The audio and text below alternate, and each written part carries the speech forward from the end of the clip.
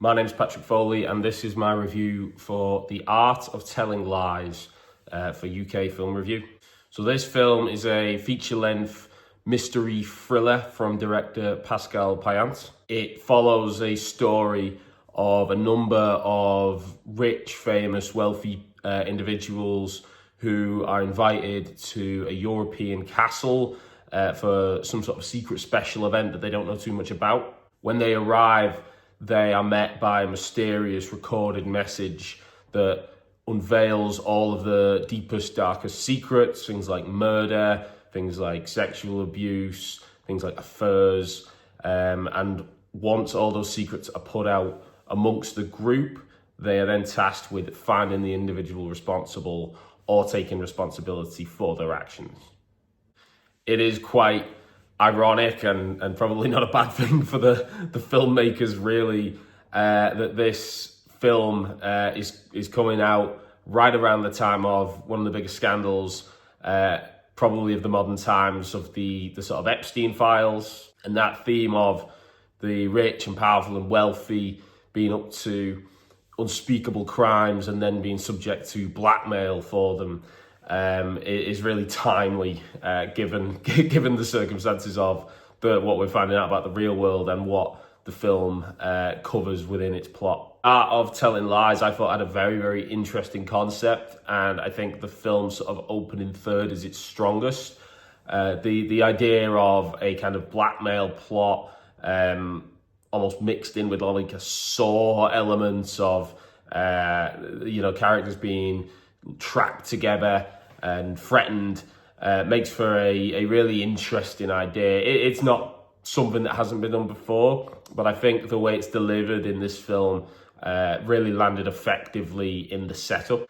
The film has a incredible sort of momentum early on, in which the pivotal scene in which all these sort of sordid histories are unveiled happens really, really early on. It's one of the film's best scenes, and that immediately just injects a sense of drama and tension and real sort of high voltage into the film from the get-go.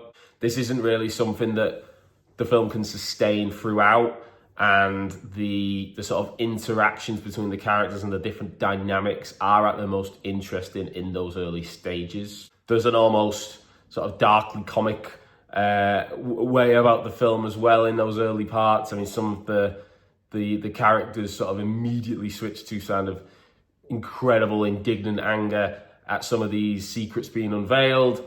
It's not necessarily the most authentic of performances from some of the cast. I think Oris, Erhuero and Syama, Rayner's characters in particular have especially manic breakdowns when their secrets are revealed.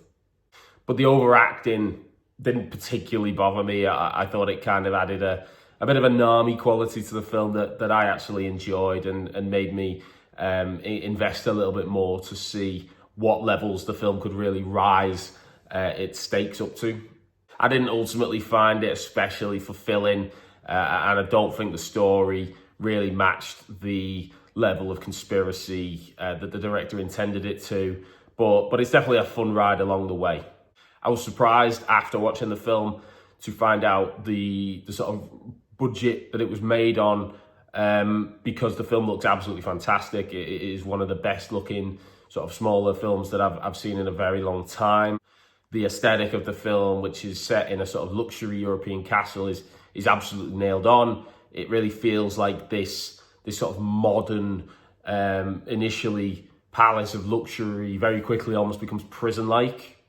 And it's a great sort of symbol of how these people who have everything they want, have wealth and luxury and fame and fortune, have ultimately become trapped by it because of the excesses they are allowed because of their own power. Pascal Payant's direction as well, I thought was really strong. The way the scenes are staged, the way tension's built through the sort of visual storytelling found within the film. You can really get a sense that the walls are closing in on the characters and that each one has different stakes within the film's own storyline that haven't been unveiled yet. You will absolutely get a grip with the plot whilst the characters are exploring their own motives. So whilst The Art of Telling Lies is a a bit of a mess at times, and whilst it doesn't necessarily land all the points I think the director was aiming for, I think it's definitely a fun watch, and audiences who are looking for a bit of a thriller, mystery, set in the kind of Succession ethos, especially at the moment with current events, will find this one enjoyable. It's not afraid to go to dark places or take some risks, and I think largely, despite some unrefined qualities, it is rewarded for it, and I'd recommend giving this a watch if you enjoy those sorts of films.